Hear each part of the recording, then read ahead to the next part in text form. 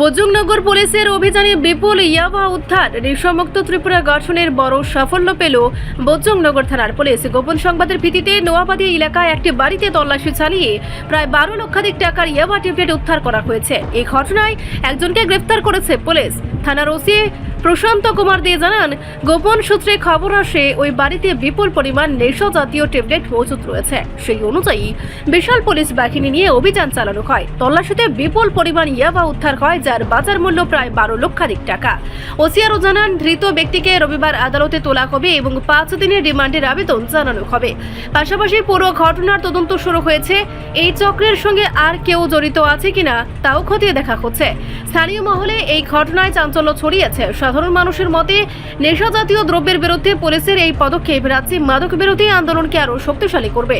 তবে তাদের দাবি, শুধু একটি অভিযান নয়, নিয়মিত তল্লাশি ও কঠোর নজরদারি চালাতে হবে, যাতে মাদক চক্রের শিকড় সম্পূর্ণভাবে উপচে ফেলে যায়।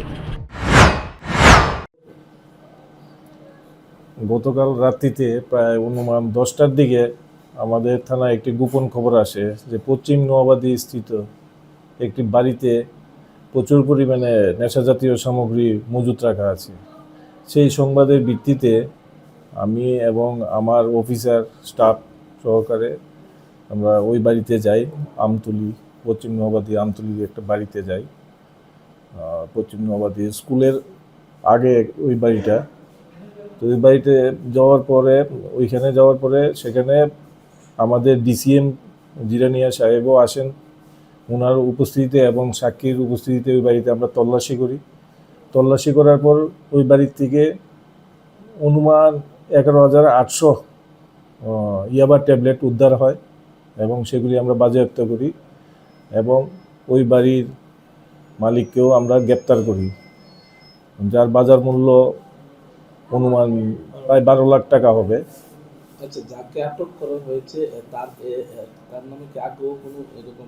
ওর নামেও 2022-এ আমাদের থানায় একটি এনডিপিএস কেস ছিল এবং ওই কেসে অ্যারেস্ট করা হয়েছিল। তাকে কোর্টে পাঠানো হয়েছিল।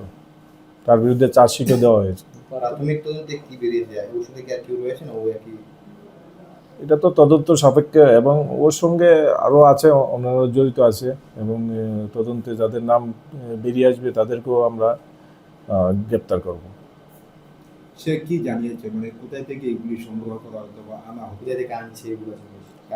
এখনো প্রিলিমিনারি ইন্টারোগেশনে সে এখনো মানে পুরোপুরি বলেনি। তো ওকে আজকে আমরা কোর্টে ফরওয়ার্ড করছি। ওকে পুলিশ কাস্টডিতে নিয়ে আসার পর সেখানে জিজ্ঞাসাবাদ করে আমরা জানতে পারবো সে কোথার থেকে এগুলি কে দিয়েছে বা কোথায় নিয়ে এটা সেল করবে, সেগুলি তদন্ত সাপেক্ষে। আপনাদের তরফ থেকে পুলিশ রিমান্ড কতদিন? রিপোর্ট সংবাদ প্রতীক্ষা।